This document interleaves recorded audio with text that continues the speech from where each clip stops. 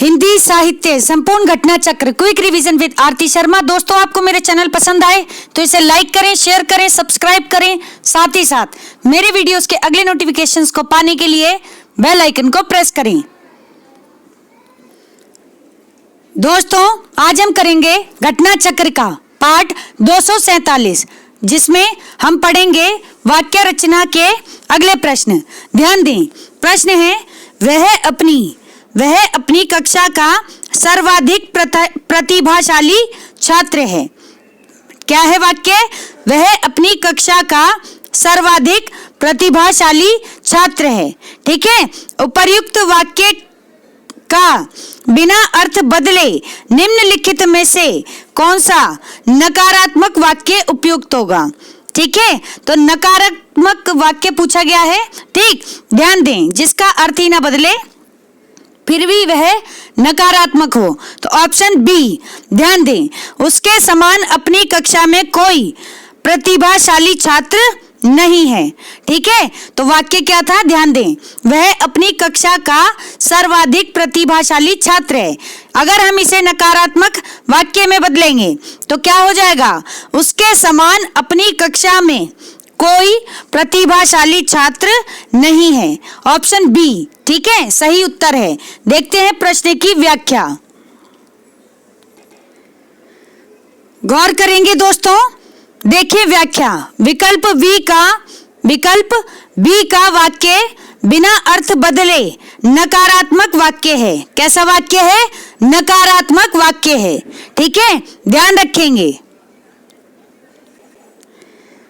अगले प्रश्न है, ध्यान दें, सीढ़ी के सहारे मैं जहाज पर जा पहुंचा। सीढ़ी के सहारे मैं जहाज पर जा पहुंचा। इस वाक्य में सीढ़ी के सहारे यह क्या है? तो ध्यान दें, ऑप्शन डी। क्या है? कोई नहीं। ना तो साधारण उद्देश्य है, ना विधेय विस्तारक है, और ना ही उद्देश्य वर्धक है। तीनों में से कोई नहीं है यह वाक्य, सीढ़ी के सहारे। ठीक है, तो ध्यान रखेंगे, ऑप्शन डी। गौर करेंगे दोस्तों, उपर्युक्त वाक्य में सीढ़ी के सहारे उद्देश्य का विस्तार है। क्या है? उद्देश्य का विस्तार है, यानी सीढ़ी के सहारे। ठीक, अतः विकल्प डी सही उत्तर होगा। ठीक है, ध्यान रखें। अगला प्रश्न देखें, ध्यान दें, निम्नलिखित वाक्य में रिक्त स्थान की पूर्ति के लिए नीचे दिए गए विकल्पों में से एक उचित विकल्प चुनिए। क्या है प्रश्न? निम्नलिखित वाक्यों में रिक्त स्थान की पूर्ति के लिए नीचे दिए गए विकल्पों में से एक उचित विकल्प चुनिए। तो ध्यान दें, वाक्य है, क्या है? युवा असंतोष का कारण निरंतर क्या है? डैश की वृद्धि है। तो ध्यान दें, ऑप्शन बी, भ्रष्टाचार। ठीक, तो वाक्य है, युवा असंतोष का कारण निरंतर भ्रष्टाचार की वृद्धि है। ठीक है, ध्यान रखेंगे, ऑप्शन बी सही उत्तर है। अब देखते हैं व्याख्या। गौर करेंगे दोस्तों, ध्यान देना जरा। व्याख्या है, वाक्य पूर्ति के लिए रिक्त स्थान पर उचित विकल्प भ्रष्टाचार होगा। क्या होगा? भ्रष्टाचार होगा। पूर्ण वाक्य, ध्यान से देखना, पूर्ण वाक्य इस प्रकार होगा, युवा असंतोष का कारण निरंतर भ्रष्टाचार है। युवा असंतोष का कारण निरंतर भ्रष्टाचार है। भ्रष्टाचार में वृद्धि है या भ्रष्टाचार वृद्धि है। ठीक, दोनों बातें सही हैं, तो ध्यान रखेंगे। तो दोस्तों, ये सभी प्रश्न थे वाक्य रचना से संबंधित। अब हम अगला विषय पढ़ेंगे। हमारा अगला विषय है वचन। तो दोस्तों, ध्यान देना, हमारा अगला विषय वचन। वचन क्या? हमारे 3 वचन होते हैं। एक वचन, ठीक है, जब एक पर्सन की बात होती है, द्विवचन जब 2 लोगों की बात होती है, और बहुवचन जब 2 से ज्यादा लोगों की बात होती है, 2 या 2 से अधिक लोगों की। ठीक है, तो अभी तक हम बचपन से ये सब पढ़ते आए हैं। ठीक, तो देखते हैं इसके प्रश्न। ध्यान दे दोस्तों, निम्नलिखित शब्दों में से निम्नलिखित शब्दों में से एक वचन कौन सा है। ठीक है, इसकी सबसे अच्छी पहचान होती है आपके सामने जो शब्द हो आप उससे वाक्य बना करके देख लें। अंत में है या फिर हैं, ठीक है या फिर हैं आ जाए तो समझ लेना। देखो है हमेशा आता है किसके लिए, एक वचन के लिए। ठीक, और है में जब है में बिंदी लग जाती है बन जाता है तो वो हो जाता है बहुवचन या फिर द्विवचन। ठीक, दो नाम होंगे, ठीक, तो द्विवचन, दो से ज्यादा हैं, ठीक है, थर्ड पर्सन की बात है तो वह क्या हो जाएगा, वे सब हो जाएंगे दोस्तों बहुवचन। ठीक, तो ध्यान दें क्या है यहाँ, निम्नलिखित शब्दों में से एक वचन कौन सा है, तो ऑप्शन डी तेल। तेल क्या है, एक वचन शब्द है। देखिए प्रश्न की व्याख्या, तेल शब्द एक वचन है जबकि दर्शन, प्राण, ओठ ये कैसे शब्द हैं, ध्यान से सुनना। दर्शन, प्राण, लोग, दाम, ओठ, आंसू, अक्षत इत्यादि ये सदैव क्या होते हैं, बहुवचन में प्रयुक्त होने वाले शब्द हैं। तो ध्यान रखेंगे दोस्तों, तेल शब्द क्या है, एक वचन है जबकि दर्शन, प्राण, लोग, दाम, ओठ, आंसू, अक्षत ये सभी कैसे शब्द हैं, बहुवचन शब्द हैं, हमेशा बहुवचन रहते हैं ये। ठीक है, तो ध्यान रखेंगे दोस्तों। अगला प्रश्न है, ध्यान दें, इनमें से कौन सा शब्द सदैव बहुवचन में प्रयुक्त होता है, तो ध्यान दें ऑप्शन ए प्राण। प्राण शब्द हमेशा बहुवचन में प्रयुक्त होता है, ध्यान रखें, बोलते हैं ना प्राण निकल गए, सही है, तो इस तरह से हमेशा क्या करें, वाक्य बना करके देख लें, आपको तुरंत समझ में आ जाएगा आंसर। ठीक है, अगला प्रश्न है, ध्यान दें, साधु आ रहे हैं, साधु आ रहे हैं, इस वाक्य में साधु का वचन निर्धारित कीजिए। तो ध्यान दें, साधु आ रहे हैं, देखो है में क्या है, बिंदी दी है, हमें पता चल गया यहाँ पे किसी एक साधु की बात नहीं हो रही, कोई दो साधु की बात नहीं हो रही। ठीक है, साधु साधु आ रहे हैं, तो ये क्या हो गया हमारा ऑप्शन बी बहुवचन हो गया। ठीक है, बहुवचन, ध्यान रखें, देखते हैं व्याख्या। गौर करना दोस्तों, हिंदी में वचन दो होते हैं, कितने, दो वचन होते हैं, एक वचन और बहुवचन, एक वचन तथा बहुवचन। ठीक, और ध्यान से सुने, अब एक वचन तथा बहुवचन यानी शब्द के जिस रूप से, ध्यान से सुनेंगे अब बात, शब्द के जिस रूप से एक से अधिक का बोध हो उसे बहुवचन कहते हैं। ठीक है, एक से अधिक का बोध हो उसे बहुवचन कहते हैं। प्रस्तुत वाक्य में क्रिया बहुवचन में प्रयुक्त हो रही है, प्रस्तुत वाक्य में क्रिया बहुवचन में प्रयुक्त हो रही है, अतः यहाँ साधु क्या है, बहुवचन के रूप में प्रयुक्त हुआ है। ठीक, तो क्रिया किस में हो रही है, क्रिया देख लें, क्रिया बहुवचन में है कि एक वचन में है, तो तुरंत आपको बात समझ आ जाएगी। क्रिया अगर बहुवचन में है तो जो शब्द है उसके साथ संज्ञा के रूप में इस्तेमाल में हुआ है वो क्या हो जाएगा, बहुवचन में हो जाएगा। ठीक, इतनी बात ध्यान रखें। अगला प्रश्न है, ध्यान दें, चिड़िया शब्द का प्रयोग बहुवचन में क्या होता है, तो चिड़िया का शब्द बहुवचन में है ऑप्शन ए चिड़िया चहचहा रही हैं। ठीक है, चिड़िया चहचहा रही हैं और चिड़िया गा रही है। ठीक, तो या हो जाएगा, वो लग जाएगी चंद्र बिंदु। ठीक है, बहुवचन में ध्यान रखेंगे। देखें व्याख्या, चिड़िया शब्द का प्रयोग बहुवचन में चिड़िया होता है, क्या होता है, चिड़िया होता है, चिड़िया शब्द का प्रयोग बहुवचन में चिड़िया होता है, ध्यान रखेंगे।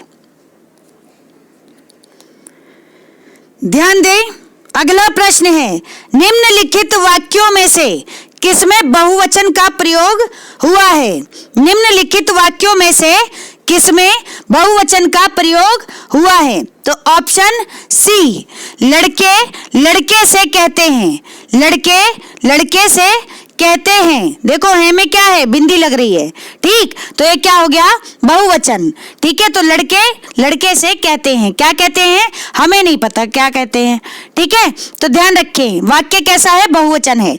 देखें व्याख्या, विकल्प सी में बहुवचन का प्रयोग हुआ है और शेष एक वचन में प्रयुक्त होने वाले वाक्य हैं, ठीक है। तो सब शेष वाक्यों में एक वचन है, ध्यान रखेंगे।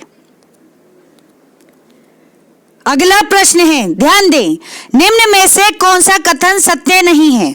तो सत्य नहीं है ऑप्शन डी, संस्कृत में हिंदी की तरह कितने लिंग होते हैं, 2 लिंग होते हैं। संस्कृत में हिंदी की तरह 2 लिंग होते हैं, ये ऑप्शन सही नहीं है। तीसरा लिंग भी होता है संस्कृत में, नपुंसक लिंग, ठीक, ध्यान रखें।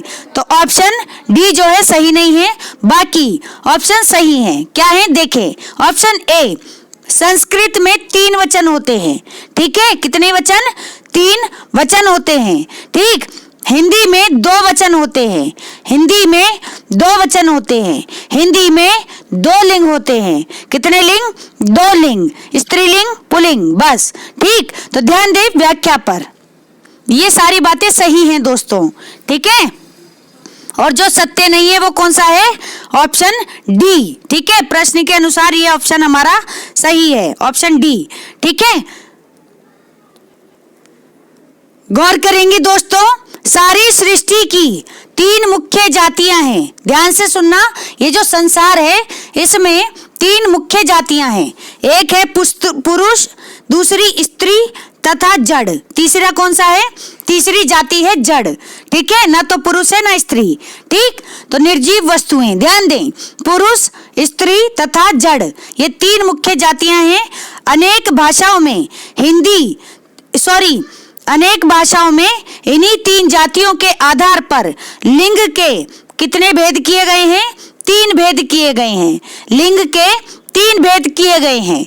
कौन कौन से, पुल्लिंग, स्त्रीलिंग तथा नपुंसकलिंग, पुल्लिंग, स्त्रीलिंग तथा नपुंसकलिंग, ठीक है।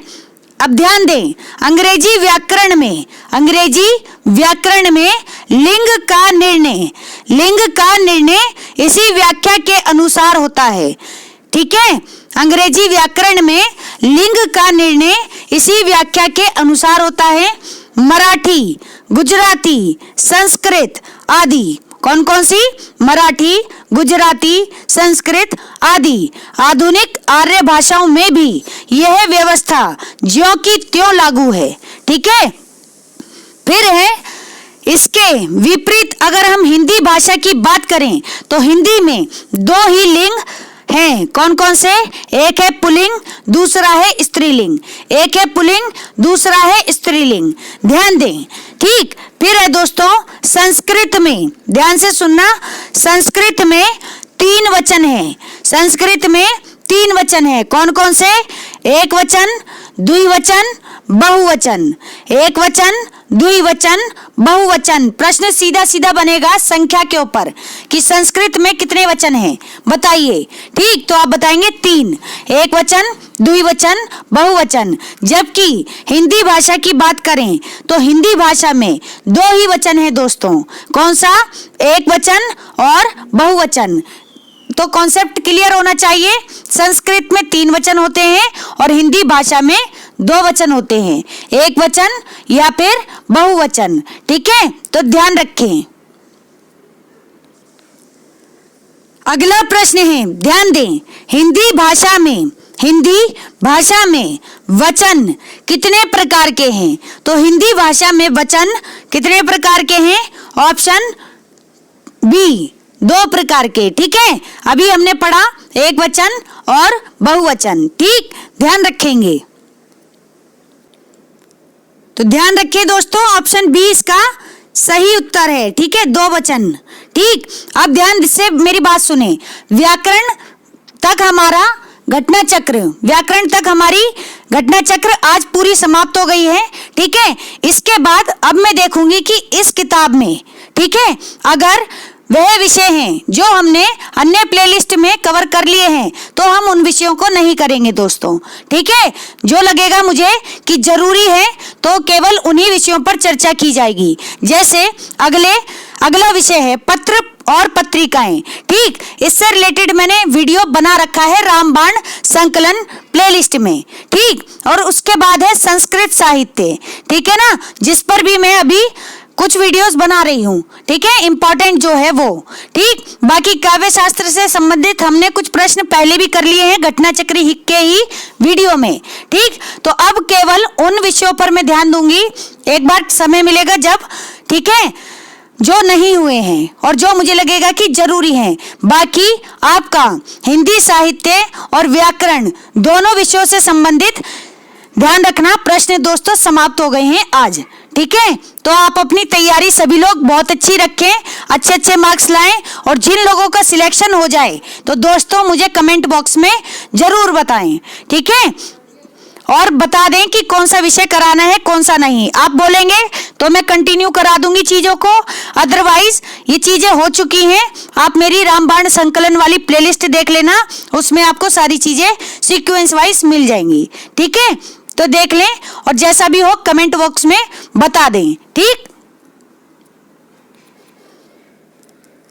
तो दोस्तों थैंक्स फॉर वॉचिंग। अगर आपको मेरे वीडियोस पसंद आ रहे हैं तो इन्हें लाइक करें, शेयर करें, मेरे चैनल को सब्सक्राइब करें, साथ ही साथ मेरे वीडियोस के अगले नोटिफिकेशंस को पाने के लिए बेल आइकन को प्रेस करें। धन्यवाद दोस्तों।